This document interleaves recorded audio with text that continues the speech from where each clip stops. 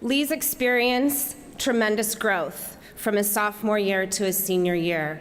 This parallels the growth of McClymonds over the last few years. It is a school continuing to grow. We have full-service community school supports there that he has accessed. There's been an increase in rigor with 7 advanced placement courses, up from 30% from years past. We have implemented Project Lead the Way, and he has been a beneficiary of some of those supports.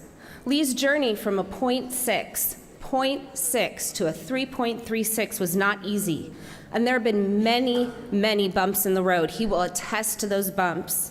We often talk about students on either end of the spectrum. We talk about our students in foster care who are homeless, who do not have enough food to eat.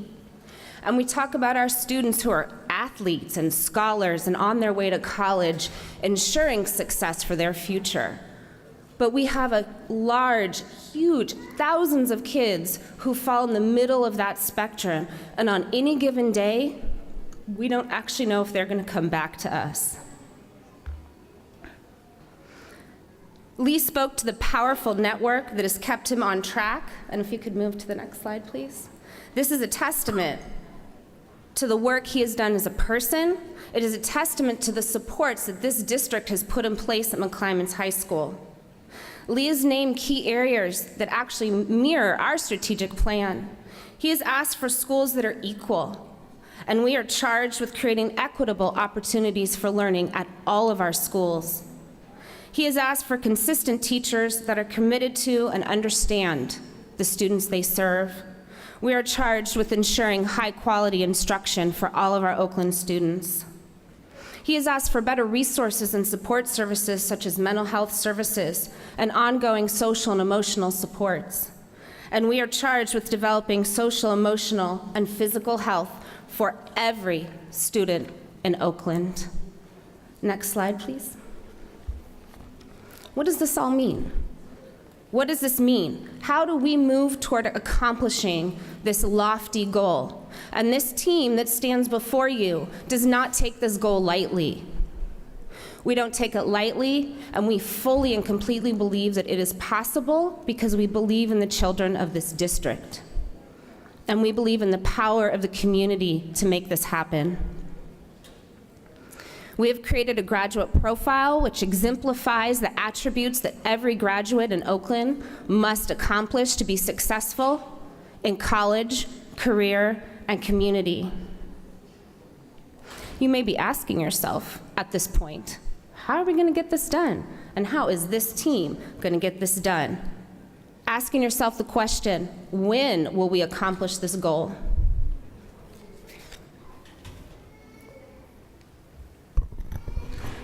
Now is that time. When this high school tactical team gathered together to develop a theory of action based upon our strategic plan under the guidance of Dr. Yee and Deputy Santos, it was done with students like Lee Benson in mind. Thank you. I get to stand up.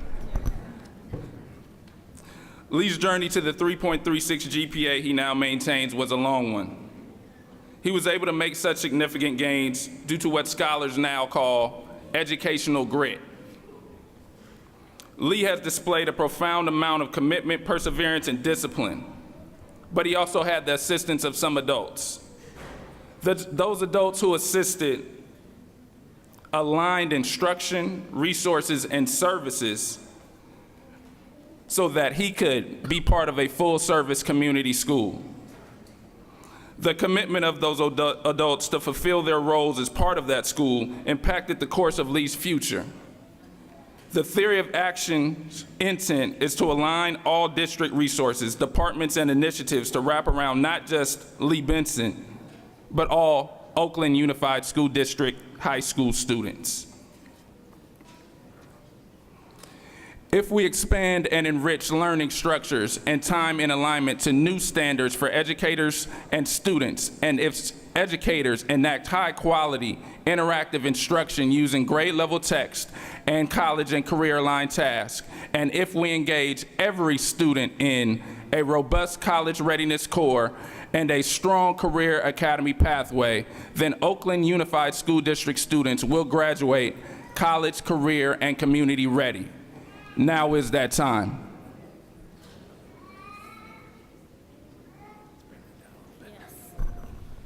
Bringing it down. I'm Eve Gordon, and I currently work in the School Quality Review Office and former principal at Met West High School. I'm Dennis Nelson. I'm a program specialist with Programs for Exceptional Children. And if we could move to the next slide. Perfect. As we push toward more of our students meeting our graduate profile, let's look at the progress we're making. In June 2012, our district-wide cohort graduation rate increased almost 2% from the year prior. Notably, many of our targeted groups had greater gains than our overall high school average: 4% for African American males, 4.7% for Latinas, 4.6% for English learners. Students with disabilities gained 1.7%. We also have many students who continue to be engaged in our schools and who we expect will graduate in their 5th year of study. In our 3 large high schools, the overall cohort graduation rate increased by 3% from June 2011 to June 2012. At our 3 most challenged high schools, Castlemont, Fremont, and McClymonds, our board priority schools, students experienced an even greater gain, gaining 5% between June 2011 and June 2012. In all of these schools, girls fared better than boys, mirroring national trends. Without question, all of our high schools still need significant support to reach our district goals. We must graduate far more students like Lee Benson, ready to be successful in college and in a life of work and civic engagement. We need them. Our city needs them. And in this age of global interconnectedness, our planet needs them. Our futures are inextricably tied together, and so far, we, all of us here, are not yet providing all of our students with the high-quality instruction that creates the experiences, opportunities, and motivation that they need. And the next slide. In terms of our A to G completion rates, providing a threshold for application to University of California and Cal State University colleges, our high schools have experienced an overall positive trend for most subgroups. I'll draw your attention to the fact that the board priority high schools have made even greater gains in A to G completion than the 3 large schools in terms of percentages, and that African American students had a 14% higher A to G rate in 2012 at the board priority schools than they did at the large high schools. Next. Then why, despite positive trends, are our 3 board priority schools lagging behind the larger high schools? Many times it seems that today's problems were born of the unanticipated consequences of yesterday's solutions. 2 generations ago, the district built a new sprawling high school to alleviate overcrowding, and with redistricting effectively changed the flatlands to hills attendance areas that had supported heterogeneous high schools that unified our city. More recently, we created the options process, intended to give families a choice in their children's school selection. One of the unintended negative consequences of the options process was the steering away of students who enter school with academic, financial, and social capital toward a few of the new small schools enter the 3 large high schools. This left Castlemont, Fremont, and McClymonds, our current board priority high schools, with intense concentrations of students who enter 9th grade many years below grade level and who experience staggering life obstacles throughout their high school years. These community-wide environmental experiences serve as ever-deepening obstacles to school success. It is abundantly clear that in addition to the work that we need to do to support the 3 large high schools to continue to improve their students' outcomes, we need to provide even more comprehensive and sustained supports to Castlemont, Fremont, and McClymonds if we want to significantly improve the outcomes for their students. All of our schools have benefits and limitations. Our large high schools have the opportunity to provide a wide variety of academic and elective courses. Our smaller high schools have the opportunity to provide deep personalization and wraparound care. Our goal is to increase the success of all of our students across our city in every high school by creating opportunities for every student to engage in meaningful academics and to explore how their interests connect to the world of work.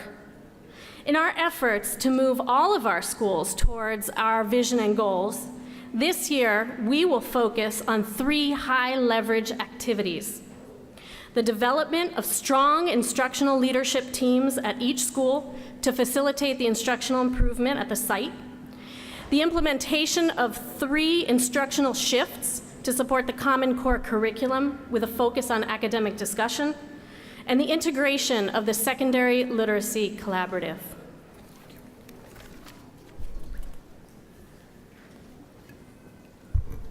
Good evening, I'm Gretchen Livesey. I'm the Director of Linked Learning here in Oakland. Hi, and I'm Jenny Lynn Dino Rossi, Workforce and Economic Development at the Linked Learning Office. Jenny Lynn and I are going to drill down a little bit on the theory of action for the high school team this year, which is grounded in our strategic plan goal of engaging 80% of our students in linked learning pathways. A strong college prep academic core is the first pillar of linked learning, and Eve has just illustrated what we're going to be doing this year to strengthen that pillar.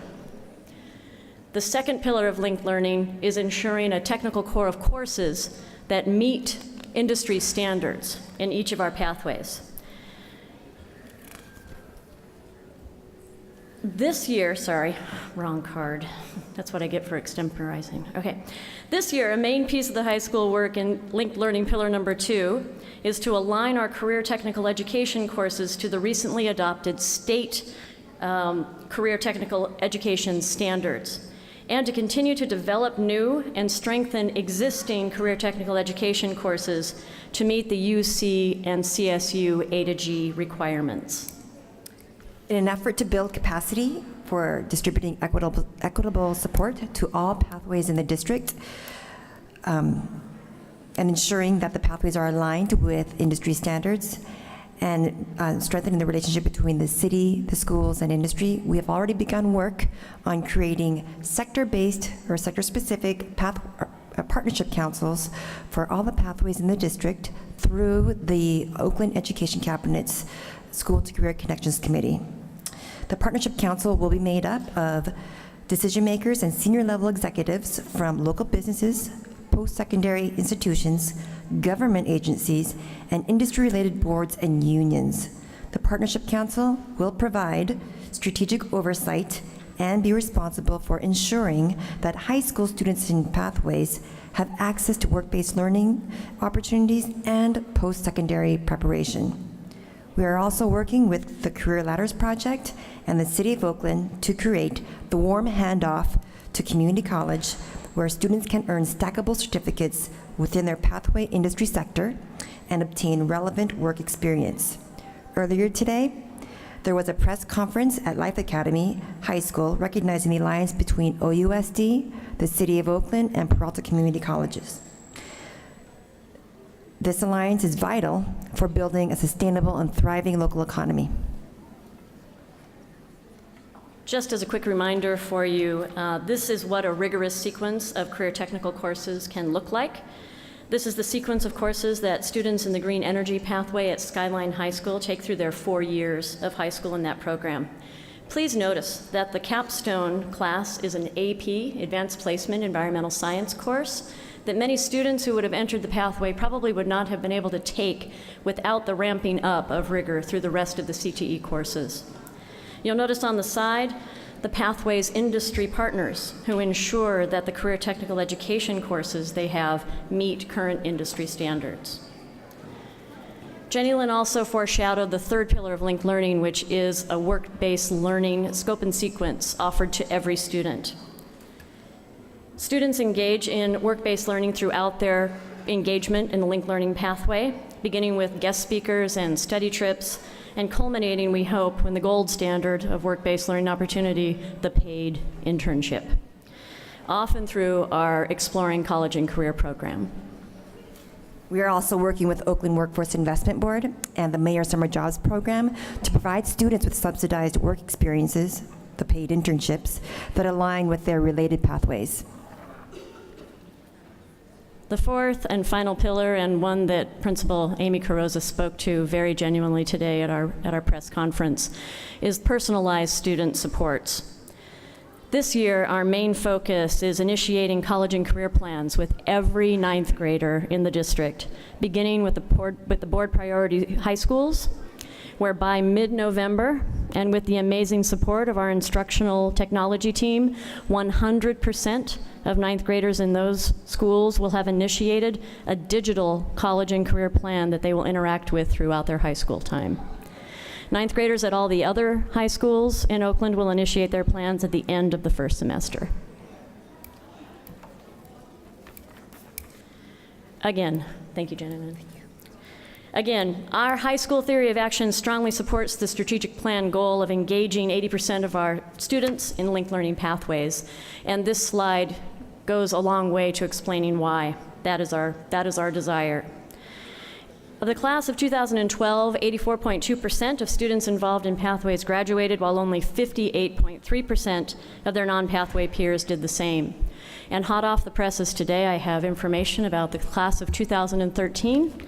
In 2013, pathway students graduated at 84.3%. Non-pathway students graduated at a rate of 53.3%. The average GPA of a pathway graduate was 2.7. The average GPA of a non-pathway student was 2.21. The suspension rate of pathway students was 6%, while the suspension rate of non-pathway students was 14.9. Pathways work to engage our kids. You may remember seeing this last year during my presentation to you in May. We do not have current information, as most pathway students have not yet been tagged. They've just moved into their pathways this year. Last year, we were about halfway to meeting our 80% goal, with much work to do to include our most underserved populations, mainly our African American boys, in pathways. Pathway development continues, with our focus beginning to shift from new pathway development to supporting current pathway quality and expansion. This year, we have particular focus on the 3 board priority schools. At McClymonds High School, a National Academy Foundation Engineering Academy is in a year of planning, and a Principles of Engineering course is already up and running, becoming a vibrant part of the West Oakland STEM corridor. At Fremont High School, the Exploring College and Careers do you want to go back to that one, Ms. London? Okay. Director, sorry, there you go. Tell me when you're ready to move forward. Exploring College and Career Programs is being fully implemented at Fremont High School, with all 3 existing pathways in media, architecture, and law. And we're focusing on providing a better transition from strong 9th grade houses that exist at Fremont into the 3 pathways by using their college and career plans and through better marketing and information. We are also working to identify a second viable pathway through Castlemont, while strengthening the existing Sustainable Urban Design Academy by partnering with the Central Kitchen and the OUSD Nutrition Department. To graduate every member of our current 9th grade class across Oakland will take concentrated hard work and an infusion of resources. It is the balance of hard work and aspiration that enables dreams to take flight. We, the adults in the system, need to work hard, and we need to keep the aspirations of students like Lee Benson in the forefront of our minds as we transform the high school experience in Oakland for all of our students.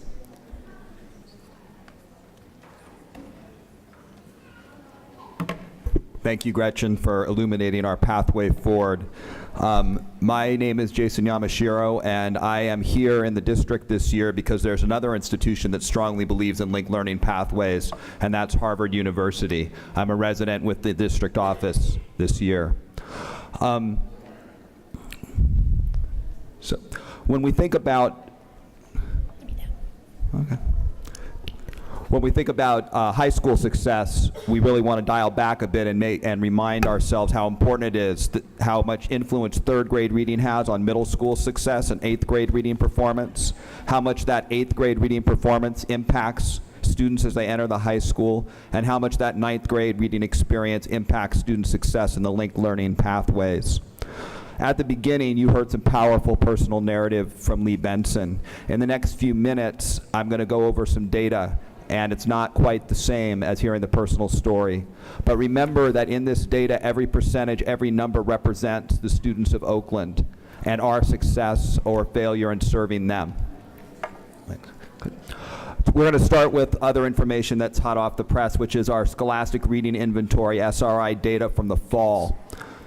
I just want to highlight two numbers here. The first is the wide disparity of entering ninth graders between some of our high schools, from McClymonds at 33% to Oakland Tech at 79% at the minimum reading level for at or above grade level. The second number I want to highlight from this slide is that under 60% of our entering ninth graders are at or above the minimum level on the SRI.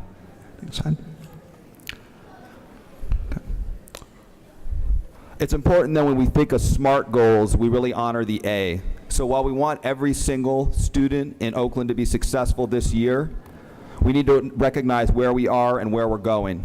Superintendent Yee's already publicly stated a goal of 80% graduation for the entering class of 2013. Our current level is at 62.6%. We also have the 80% linked learning pathway goal, and we're only at 42%. That's the same percentage that we're at for A to G completion rate. We're at a higher rate for SRI, but still well under the 80%. As we pursue these goals, we want to appreciate and acknowledge the support that the board's already given to the many initiatives at the high school level. We recognize that this slide is dense, but we want to hold up the many things that are in play. Everything from measures like the PSAT and SRI, to programs like manhood development and strategic reading, to expectations like A to G completion and the ninth grade college and career readiness plans. Most of these will not see their first graduating in class until the year 2014-2015. But we also have to remember something else, that when we created these initiatives, we didn't necessarily have these bold, audacious goals. Because when we think of that A, it also stands for audacious. For example, the Broad Prize is awarded to the large urban school district that shows the highest academic performance and improvement while closing the achievement gap.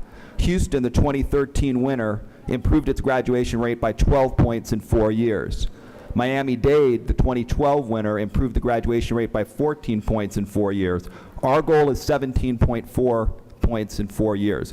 We believe we can do it, but we also believe that it may take more than we're already investing. Kevin Taylor, our high school executive officer, will speak to the additional needs to achieve these goals.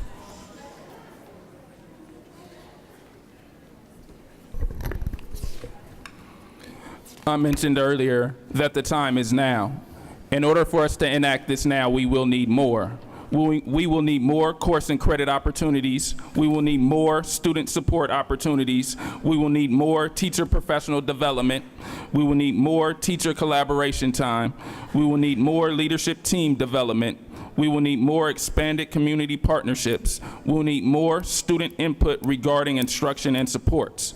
This will require additional funding, creative thinking about school schedules, and intentional development of both leadership and community partnerships.